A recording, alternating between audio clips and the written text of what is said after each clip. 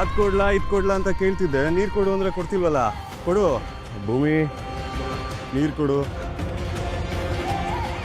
ಭೂಮಿ.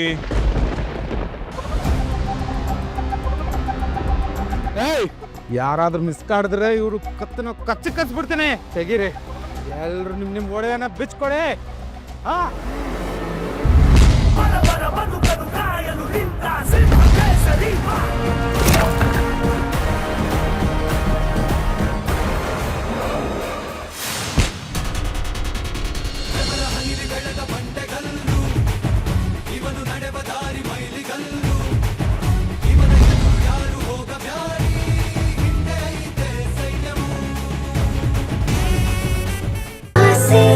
ಆಸೆ ಆಸೆ ಆಸೆ ನಿನ್ನ ಜೊತೆ